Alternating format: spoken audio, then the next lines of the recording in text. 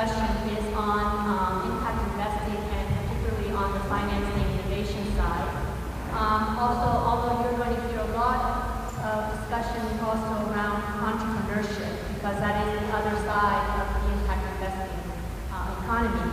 I'm sure all of you are pretty familiar with this sector, but I just want to quickly summarize what we mean by the impact economy, which is a new and growing industry in emerging market countries, well, all throughout the world, but in emerging market countries and in Latin America.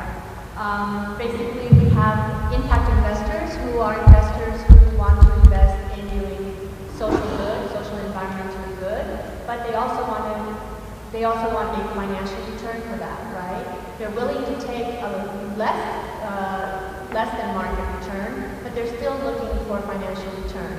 And within that, we have some impact investors who want a financial first return. In other words, finance is more important than social, but we also have others that want a social first return. So social comes before the financial.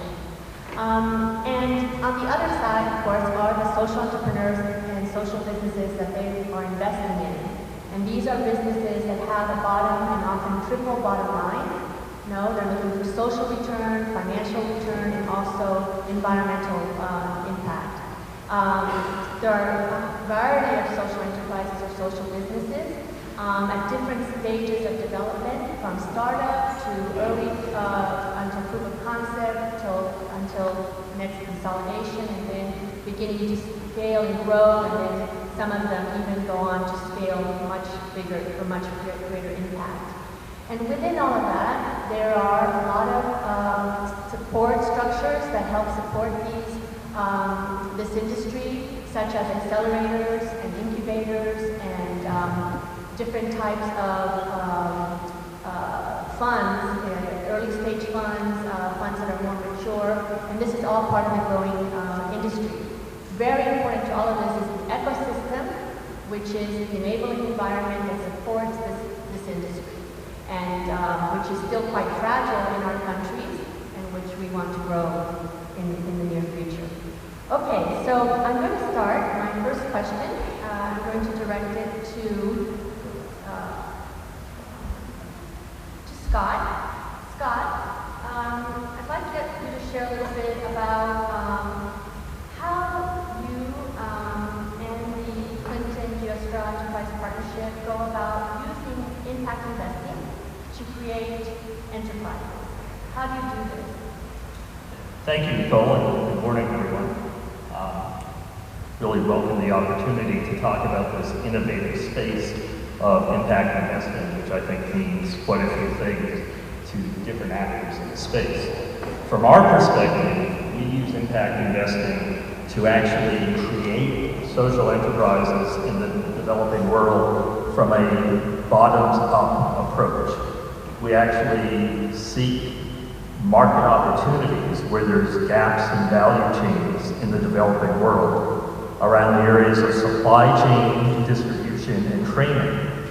And with equity investment, create businesses that fill those gaps. So an example is what we have done in Cartagena, Colombia, where we have created a supply chain enterprise that provides capacity building and training to low-income farmers and artisanal fishermen, procures in cash all of their produce, or everything that they can catch in the case of fishermen, aggregates that produce and those goods into a central warehouse facility, handles all of the logistics and distribution, and then sells those aggregated goods off to high-value market buyers. In the case of Cartagena, those buyers include the hospitality industry, restaurants, and supermarkets. We are doing similar work in the countries of El Salvador, Mexico, Peru, and Haiti in creating these enterprises at the base of the pyramid that really seek to solve these gaps in value chains. By making an equity investment and setting both financial and social returns for these enterprises, we are able to create businesses that will throw off cash and profits over a short term that can be reinvested in those businesses to actually expand the beneficiary base that we reach. And at the same time, we establish very clear and key performance indicators for social performance, which in our case is measured by incremental beneficiary net income. So what we care about is income generation and job creation. And while we look at other social indicators as well, by keeping the model simple and looking at how much new income can we generate for the low-income producer base, then we're able to clearly see the impact in a very short time of these social enterprises. And we have a very, very simple indicator, which is beneficiary income return on investment, where the numerator is the incremental income of the producers, and the denominator is the cumulative capital invested in those enterprises. So that gives us a clear picture as the business evolves and business is generated as to not only are we performing profitably, but what is the impact on the ultimate goal here, which is to create new income opportunities for the beneficiary community. And Scott, not to put you on the spot, but how do the social and the financial side of your work ever come into conflict? Do they come into conflict, and how do you go about responding to that? I mean, what is the vision? To be maybe a bit controversial, I think by definition, impact investing actually generates the conflict of indicators between financial return and social return. In our case, by creating businesses from scratch, we're actually able to create business plans that align those metrics. And I'll give you an example. From the social side, one would want to optimize reaching as many beneficiaries as possible. But when you're creating a supply chain enterprise where you need to handle logistics and distribution and provide capacity building and training to farmers, it may be in the business's best interest to actually reach a smaller subset of farmers. So instead of trying to reach 20,000 farmers, you may be better off reaching 10,000 farmers so you can actually set up a profitable enterprise. And I mean, that conflict is natural, it exists, and while we would like to do the more global good of reaching as many beneficiaries as possible, if you're going to create a company that can be profitable and bring in more beneficiaries over time, you're better off starting the company perhaps in a smaller way that will evolve the reach to beneficiaries as you begin to reach profitability. Thank you. Okay, I wanted to ask Marcela a first question to her. And you know, Endeavor has been in the region for a long time, probably over 15 years, if I recall. It's done incredible work in developing entrepreneurs and keeping investment here in the region, or developing investment, you know, by developing entrepreneurs. I wonder if you could tell us, Marcela, how do you prepare your entrepreneurs for investment? How is it? Why do you focus on that, and how do you go about doing that? First of all, thank you. Thank you, everybody. Good morning.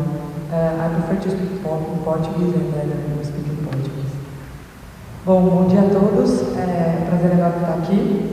Respondendo um pouco, o modelo da Endeavor é o seguinte: a Endeavor existe há 13 anos aqui no Brasil como uma non-profit, mas a gente não se autodenomina nem aceleradora, nem incubadora, enfim, a gente não tem uma denominação própria do que, de fato, a Endeavor não se enquadra em nenhuma das caixas de definições propriamente ditas já estabelecidas. O que a gente faz, basicamente? Seleciona empreendedores de alto impacto. Qual que é a nossa visão de alto impacto? Empreendedores que inovam no seu setor, seja em produto, seja em serviço, que crescem 20% ao ano e trazem algum tipo de benefício para a sociedade. Mas é um pouco diferente de uma visão de impact investment propriamente dito, porque ela é mais ampliada. Ela também está muito conectada à geração de emprego e não necessariamente estão somente ao core business e a setores prioritários. E o que a gente faz com essas empresas? Ano passado, mais de 3 mil empresas foram selecionadas. A gente tem uma busca ativa em relação a essas empresas, a gente tem uma área específica de research, de busca e seleção, para achar esses empreendedores, e só 12 entraram no nosso portfólio. Então a taxa é muito baixa dos analisados versus os que entram no nosso portfólio. Depois que eles entram no nosso portfólio, o que acontece? Eles passam a ter um gestor de conta, uma pessoa que full time olha essa empresa, verifica as necessidades, e aí cria-se uma relação de, uma via de mão dupla, né? Os empreendedores falam suas necessidades para esse gestor de conta, que é um funcionário da Endeavor, e o gestor de conta também sugere determinadas skills ou determinadas coisas que o empreendedor precisa desenvolver. E o que ele faz? O conhecimento, ele não detém todo o conhecimento técnico necessário para aquele empreendedor, mas ele conecta uma rede de mentores muito sêniores. Os maiores empreendedores do Brasil estão nessa rede, vários deles palestraram aqui hoje, são nossos apoiadores e nossos embaixadores.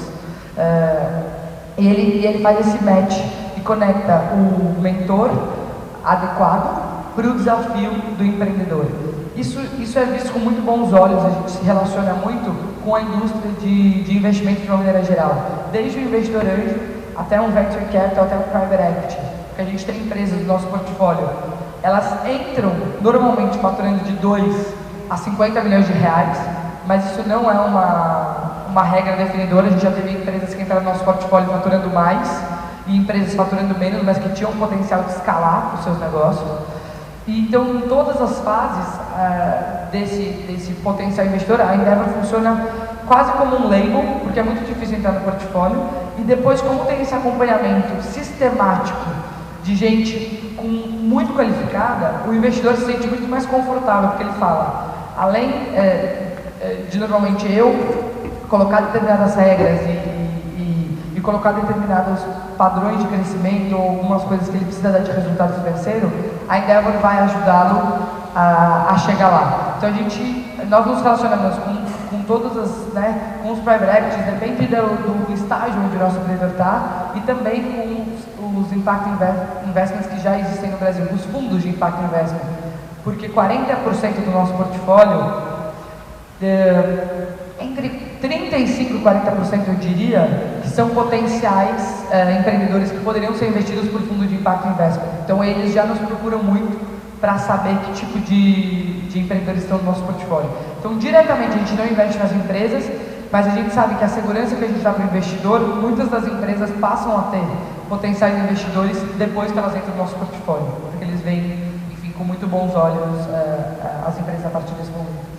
Marcela, o que você acha é o indicador diferencial desses 40% que são empreendedores sociais?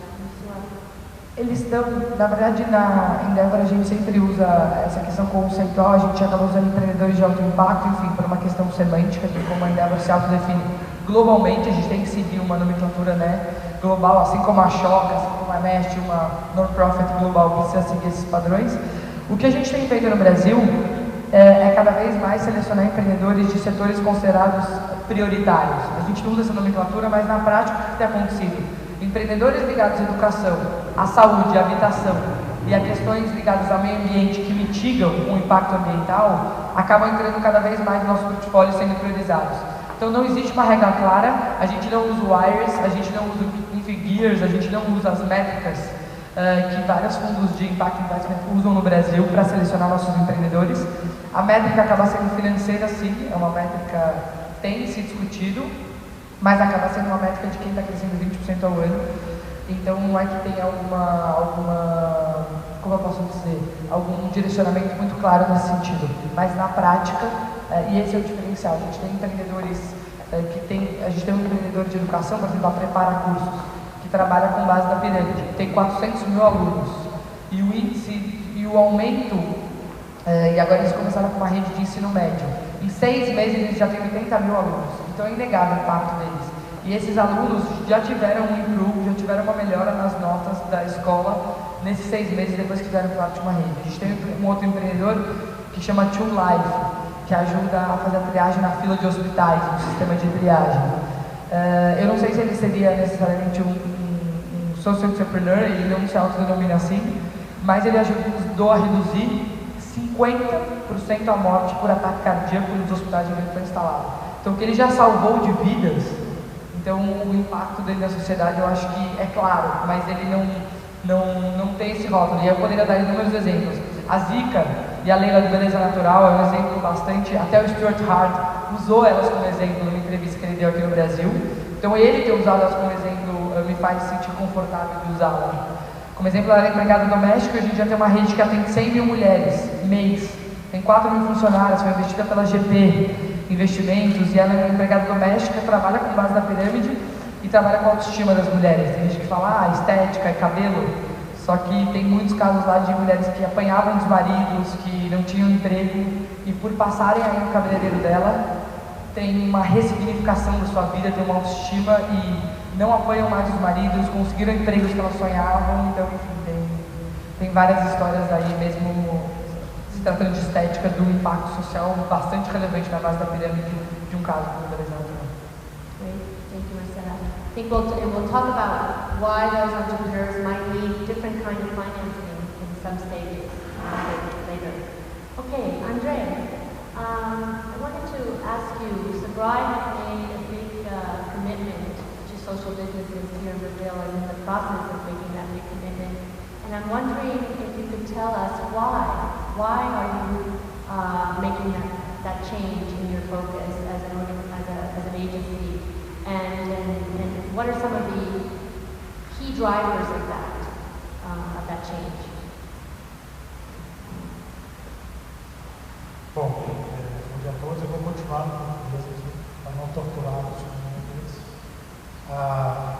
Mas enfim, só para contextualizar, para quem não é do país, o Sebrae, o Brasil é um país muito grande, um país quase um continente. Nós estamos batendo esse ano 10 milhões de empreendedores formais, registrados, visíveis para a economia, para o governo, para os governos. E o Sebrae também é uma instituição que acaba sendo muito grande, por conta do desafio, por conta da sua estrutura. Então a gente vem se colocando desafios de atender empreendimentos, atender empreendedores, desde a criança na escola até um investimento de alto impacto, até a startup, até a ponta da pirâmide, até um investimento até um empreendimento que no Brasil é conceituado como aquele, porque a empresa é aquela que fatura até $1,5 milhão por ano, faturamento bruto, não lucro, faturamento. Então isso é o nosso limite de atendimento legal para a nossa lei. E aí, atender por porte, atender por perfil, atender por setor econômico, cada vez mais se especializando e customizando um grande portfólio de atendimentos. A gente atendeu 1.600.000 empresas no ano passado, com consultorias, treinamentos, O Sebrae é uma grande agência de desenvolvimento e uma grande escola de empreendedorismo, muito focada na gestão. O Sebrae não ensina o ofício em si para os empreendedores. Essa não é uma função, essa é uma função de outras instituições, do mercado e tal, mas a gente busca muito fortalecer a gestão dos negócios, Aí, plano de negócio, marketing, a gestão de pessoas, a liderança, toda essa cadeia que envolve gestão. E 1 ano e meio atrás, mais ou menos, essa onda dos negócios sociais bateu a nossa porta e isso instigou muito a direção, a própria empresa, a unidade do trabalho, o progressivo. E a gente, por que não recortar o atendimento, por que não moldar o nosso atendimento para atender os negócios sociais, e começamos a mergulhar em cima disso. Como é que a gente faz esse transatlântico enorme? São 6 mil funcionários, 9 mil consultores credenciados, 800 pontos de atendimento físicos, um portal muito acessado, treinamentos online dados massivamente. Como é que a gente coloca essa estrutura para trabalhar negócios sociais? A gente começou a discutir isso. 1 ano e meio atrás, com parceiros como a Neste, um grupo de trabalho que a gente deu lá no Marcelo participou de alguns eventos, escutando mais do que falando no primeiro momento, e assimilando muita coisa, discutindo muita coisa e nos analisando também. E a gente chegou a um segmento crescente, a uma abordagem empreendedora diferente grande medida, a gente chegou a uma conclusão que assim, vai ser, faz parte do portfólio, tem que fazer parte do portfólio. A gente separa o fim lucrativo, o ciclo lucrativo. A gente não pode, a gente não se coloca, até que a força legal, para atender associações, fundações, atender como prestador de serviço, e sim fazer parcerias para catapultar movimentos, melhorar, ampliar a escala de movimentos, fazer sinergias para atender, melhorar políticas públicas, etc. Então a gente foca no negócio com fim lucrativo, e traz para esse nicho, hoje em dia, ele é muito incipiente no Brasil. Mas se a gente pegar aí 10 milhões de negócios, 1% de 10 milhões, 5 negócios, 0,1%. São 10 mil negócios, a jogada é péssima para visitar. Mas se a gente tem aí embaixo, pela índole, pelas necessidades absurdas que o Brasil tem, que eu vou falar aqui, de superar gaps históricos, décadas de uma história de defasagem na educação, nas condições socioeconômicas do país, na saúde, uma população de 200 milhões de pessoas, nós temos aí realidades regionais. Nós temos 5, 6 países aqui, o norte do país é diferente do sudeste, o Rio de Janeiro, nós temos 27 estados da federação, e o Brasil é um dos poucos países do mundo que tem os municípios, as municipalidades com tanta autonomia e poder, são mais de 5 mil. É difícil discutir políticas públicas numa estrutura federativa como essa, e o Senado também se propõe a isso. Então, com todo esse mercado, e a gente tem tanto mercado de necessidade, quanto o mercado financeiro consumidor, a base da pirâmide, que é o foco, a gente também voltou os olhares para a base da pirâmide. Temos uma série de pesquisas, nas favelas.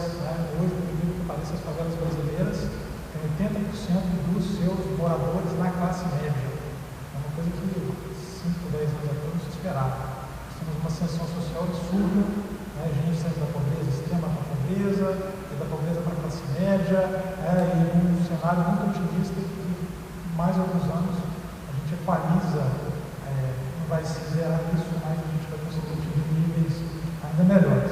Então nós temos esses mercados, e aí o desafio, enquanto foi esse, a gente chegou a algumas conclusões.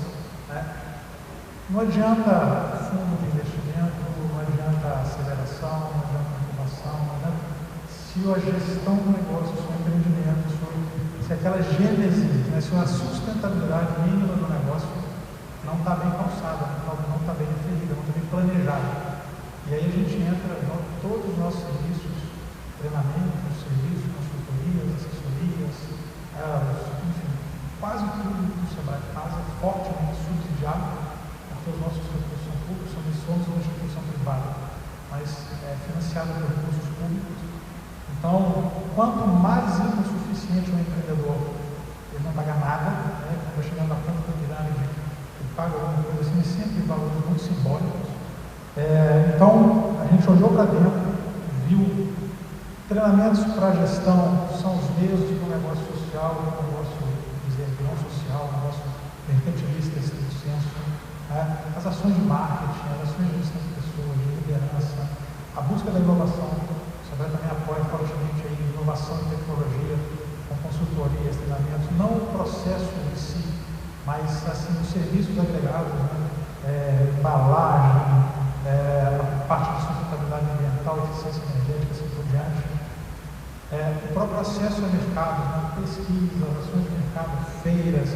Aí sim a gente viu que existe, temos que buscar alguns nichos diferentes, mas é tanta coisa, e aí a gente está nesse momento. Estamos falando com o Marcelo aqui 2 semanas atrás, na própria médica, a gente fez nossa primeira grande ação assim, pública.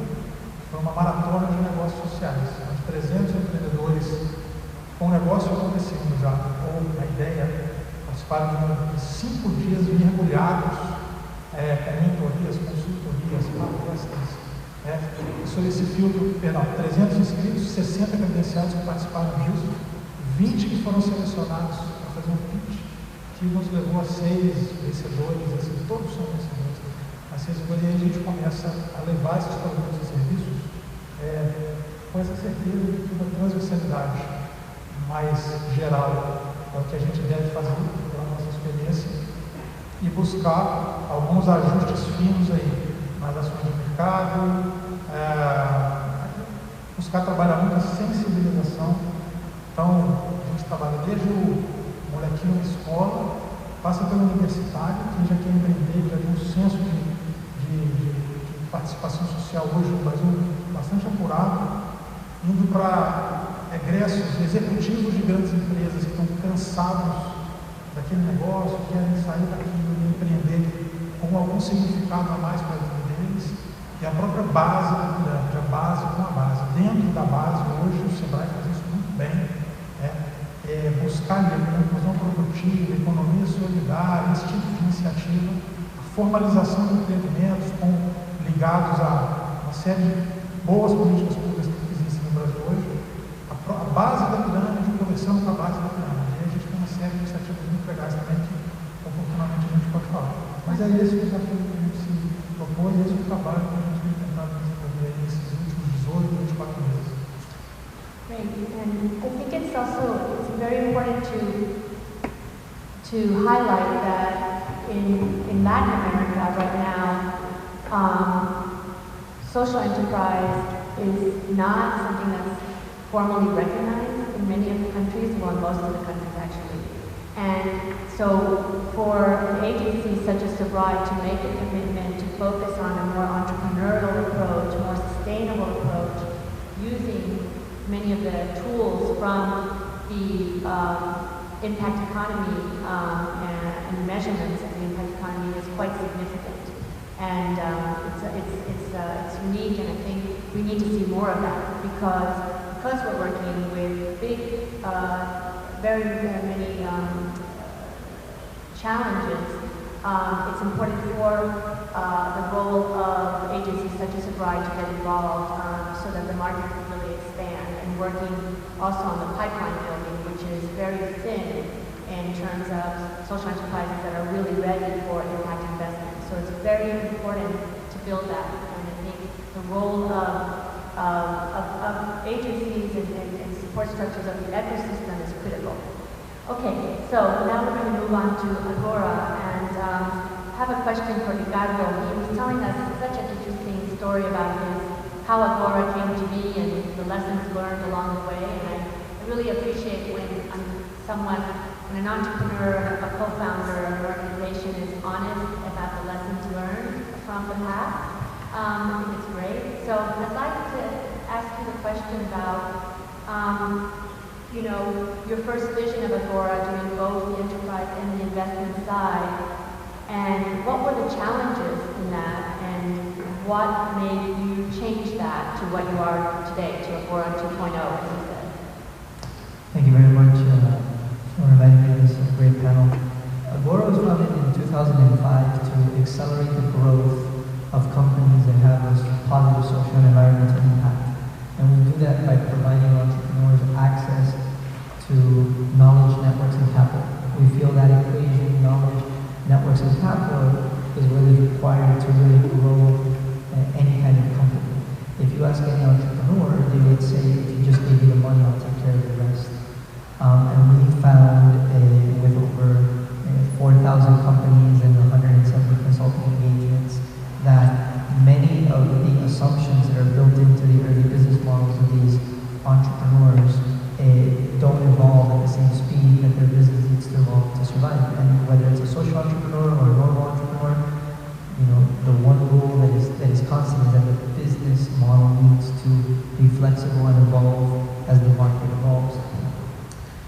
We structured ourselves to provide this human, social, and financial capital with a consulting model where we would bring top MBA students from around the world to help our underground consultants work on the entrepreneur's business models.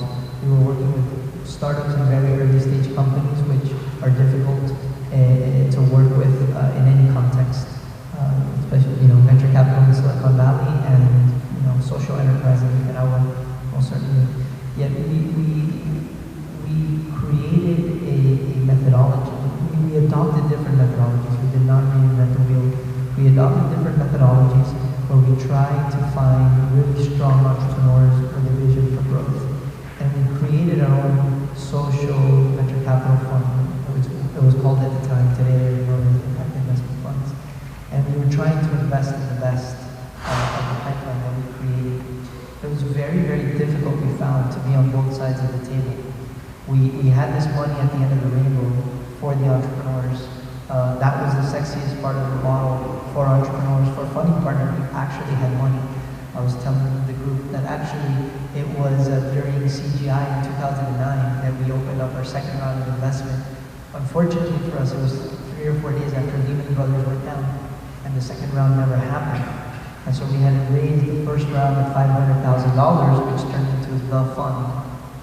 And any of you who have ever managed a fund know that fund economics are difficult in most contexts. Managing a $500,000 fund is incredibly difficult from an economics point of view. However, we found ourselves in a place where we wanted to make investments in the missing middle between $10,000 and $100,000. This is where the pipeline of our social enterprises was coming from. This is where we thought that we could really scale. However, investing between $10,000 and $100,000 from a traditional venture capital fund structure is not very smart economically, especially when you start losing money, as many of our companies did, and where your portfolio, if compared to a venture capital fund, where a good percentage of companies will die, some percentages will get your money back if you're lucky, and maybe you'll hit 1 or 2 home runs. Well, we actually hit 2 home runs, and we might hit a third. The problem is our home runs will probably not return more than 30 or 35%. And that kind of home run, which is pretty normal in investing in small and medium enterprises, certainly in Central America and Latin America, is just not going to cover the losses. So we realized that we had a great product, we had this consulting model, we had this investing model, but really the market wasn't right. And so our challenge was, should we raise a second fund? We talked a lot about it, we determined we weren't very good investors. There was a lot of people out there in the world who were much better investors, who had a lot more money than we did and a lot more knowledge. And we looked at what we had been able to do well, which was the companies we did not invest in grew significantly. Over 60% of the companies that we worked with grew over 50% year over year. That proved a couple of things. Not that we were great consultants, but that entrepreneurs really needed help in understanding how to structure their business models to both maximize value creation as well as impact creation. And the investors that we had met along the way all wanted to come into deals that Agora had done. So we evolved into what we call Agora 2.0. And Agora 2.0 is essentially the Agora Accelerator, where we bring in companies that are post-proof of concept, that have very strong management teams with very strong leadership backgrounds, not necessarily their own business. We're looking for track records that are spotted with both successes and failures. Then we look into the business model. Can we really scale 20-30% year over year? And then we look at what is the social impact? Is it measurable? Is it creating jobs? Is it creating products and services at the bottom of the pyramid? Is it having some kind of environmental impact? And we've created now a network of over 170 investors that have different profiles, all shapes and sizes and colors of money. And we help entrepreneurs through the business model, because they're both proof of concept. What we're really doing is we're deconstructing the business model as they have today.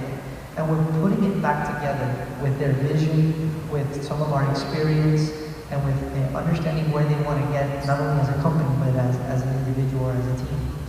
And once we put it back together, we're able to rediscover certain assumptions. We're able to put together the kinds of financial models that are in the language of investors. And then we connect the entrepreneurs, once they're investment ready, to these investors. So essentially we took the lessons learned and a lot of failure from being an investor, and we designed the process backward. And today, I'm thrilled to say that over the last 3 years, we've accelerated over 45 companies. We've attracted more than 10 times the capital of our original fund. We're in 10 countries, and in a couple of weeks, we're launching our 4th accelerator class with over 30 entrepreneurs from all over Latin America, including Brazil, Colombia, etc. And we're always looking for knowledge networks and capital. It's It's not just a slogan. These entrepreneurs need that kind of support, with the caveat that we have learned the hard way not to really impose our vision of the world and our vision of growth into the vision of growth and the worldview of the entrepreneurs. If you impose that kind of growth, that kind of outside perspective model, the entrepreneur really changes the core of what they think or believe, either because they're in front of you and they want to get your money, or because you provide a very compelling case. My experience and our experience has been that the results aren't the best. Great, thank you. I want to switch us over to talking a little bit about the financing side. I think in this ecosystem, in this economy, impact economy, you can imagine that the traditional tools that we deal with are not always the appropriate tools, financing tools. You know, we are used to, in the world of nonprofits and charity, we're used to the grant, right? The project grant, the short-term project grant, I might add, you know, which is not what a lot of these social enterprises and social businesses really need.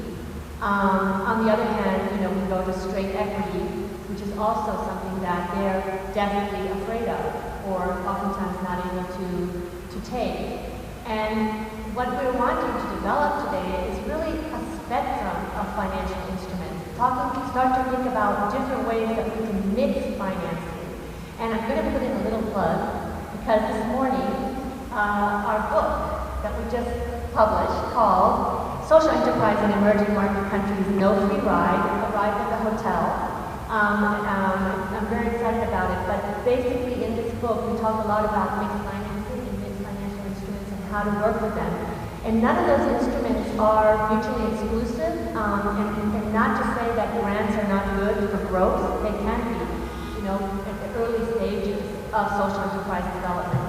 But later on, once we have cash flow and we can start taking loans, certainly we need those loans, the kinds of loans that Sitawi, for example, is offering. And then, also as we move further along, equity is also, of course, an instrument. So I think it's important for us to think this way and start to create those kinds of instruments. And I'd like to ask, first I'd like to ask you, Scott, if you can tell us a little bit about that. Do you find that, in terms of the financing that you're providing, I think that you mentioned it's mostly equity, but how do you think, what is the role of equity, or I should say patient capital in some of these businesses that you're investing in? Do you find that there's a role for that, and who do you look to for that, or in terms of educating also the entrepreneur to take equity? You know, what are you doing in that area? Sure. First of all, congratulations on the new book, Nicole. It's a really interesting question, and I'd like to talk about both sides of the equation. We actually started with some small and medium-sized enterprise investment funds, and our objective was to provide equity and debt to small and medium enterprise entrepreneurs to grow their businesses in countries like Colombia and other developing nations where there was limited access to growth capital. And we found two obstacles to that. One is just in Latin America, finding SMEs that have the level of formality to take investment is challenging. And even though we took an approach where we were willing to work with those firms to be patient while they achieved formality before investing, and to actually help them in that process, when it came down to discuss the means in which we would invest, and we brought up the word equity, it was not unusual to get a reaction. You mean you need to take a piece of ownership in my company? And that was the reaction from the entrepreneur. Okay, so the entrepreneur, particularly in Latin America, our experience was the concept of an investor coming in and taking equity and share ownership in their business, even at a minority position, is an alien concept, and one where I think there's a lot more education that needs to be done at the entrepreneur level to get small companies comfortable with that concept. and to really understand that that's the best way in which there can be risk sharing and create patience of capital. Okay? Now it's interesting because we've migrated from investment in SMEs to creating our own enterprises with our own methodology, with our own equity investments in forming these enterprises.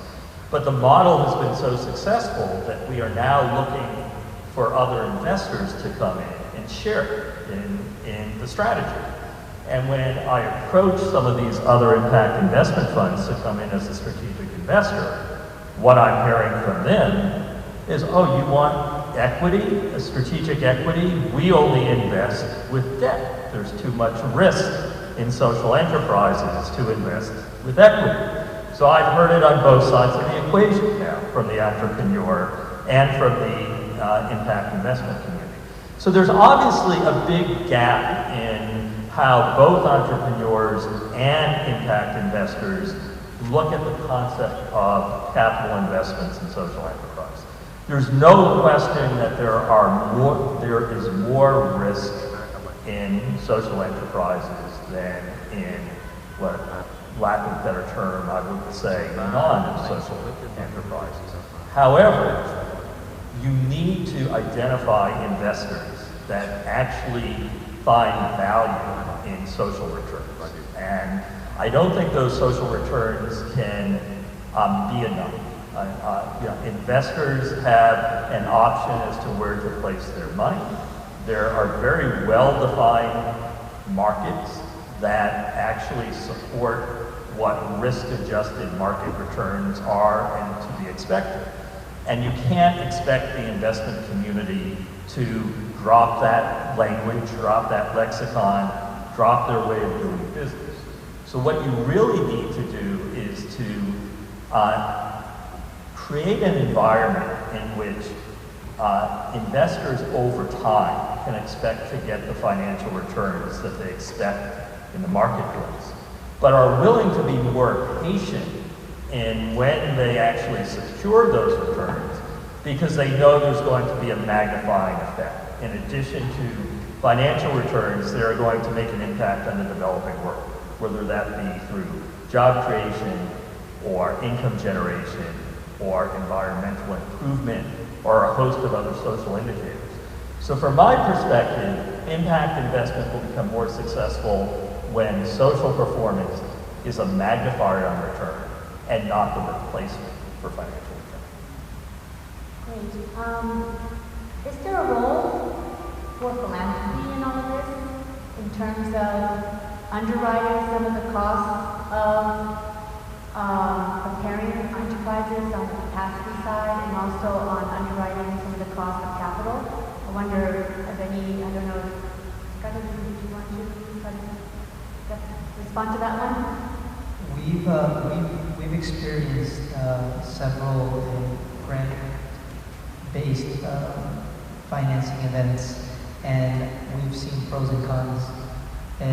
From the pro side, this kind of capital is catalytic because it allows certain actions taken by the entrepreneurs or going into certain markets that probably wouldn't be able to support it up front. However, many times it also distorts the market, because there are a lot of other entrepreneurs who maybe just didn't have access to that information or didn't get that chance. So we've seen both sides of the coin. I think that more broadly though, mixed financing is not atypical in the growth of an enterprise. So understanding the growth of an enterprise within the context of the industry, I think is very important, so that the philanthropic capital can know where to come in and what kinds of activities to be philanthropic about. And one quick point about entrepreneurs and equity.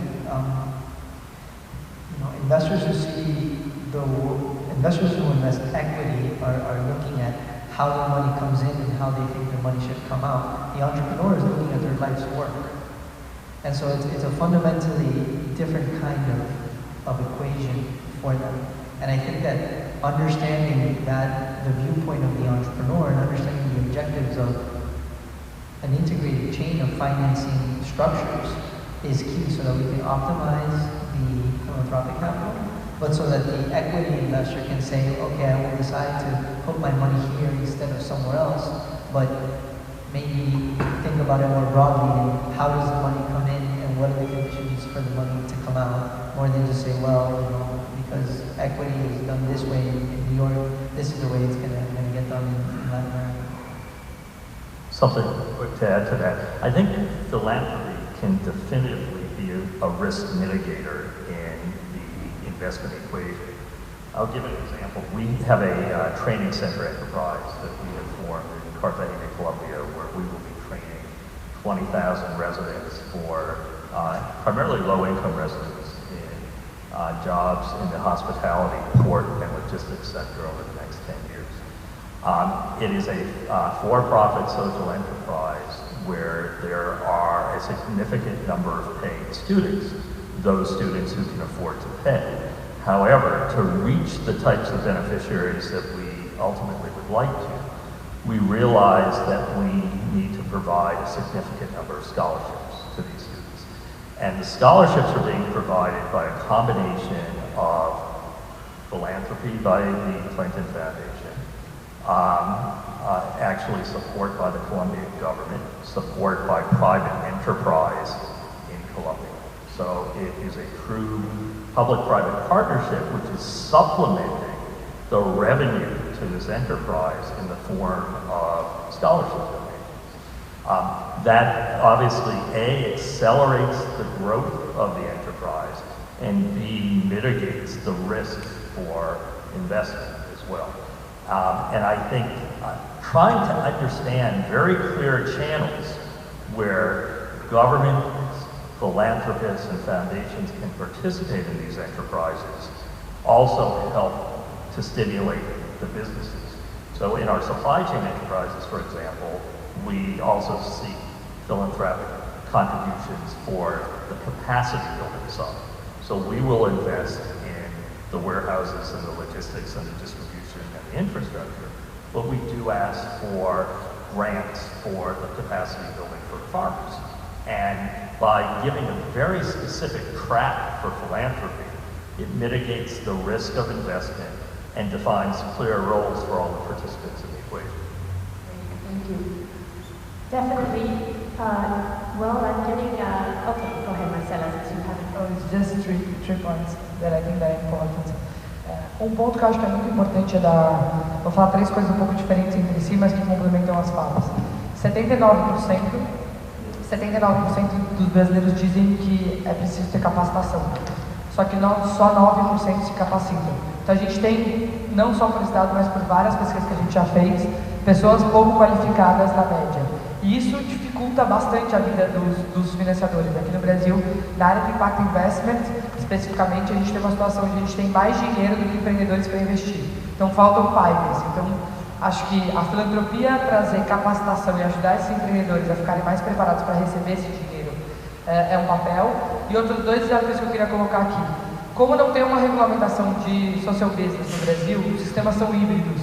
Então muitas entidades se constituem como non-profit e outras for-profit e usam de uma maneira muito híbrida. Eles recebem o dinheiro da filantropia na non-profit, mas o business acontece na for-profit. Então há uma dificuldade aí do investidor, como o negócio social não tem uma regulamentação específica de como se dá esse investimento, e muitos deles fazem a capacitação via non-profit, mas o business em si via for-profit. Então isso é uma coisa que acho que também, de alguma medida, tem que ser trabalhada.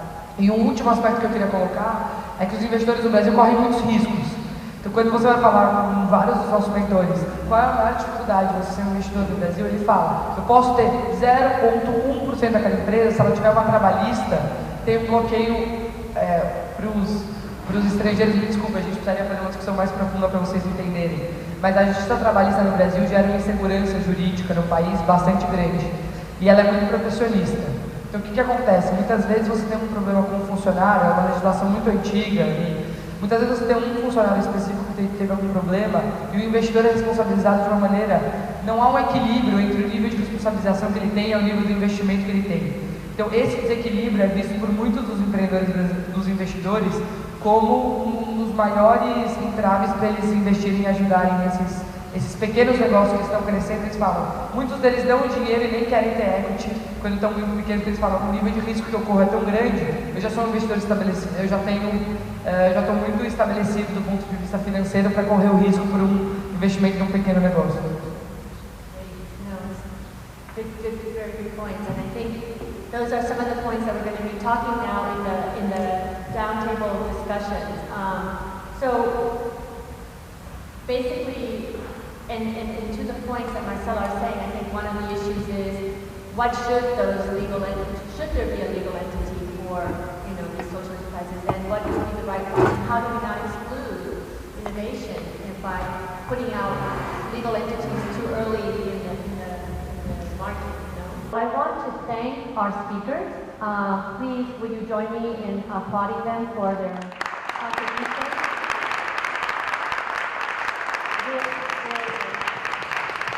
And I want to thank all of you for your participation and interest in this topic. I think what's very exciting is 10 years ago, these topics were not on the table. Today they are, and believe it or not, there's more consensus today about what needs to happen than ever before, so we just need to make it happen. That's what I think, I don't think we need to continue questioning it.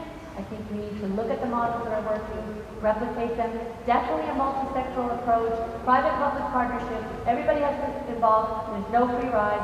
Thanks very much, and have a nice lunch.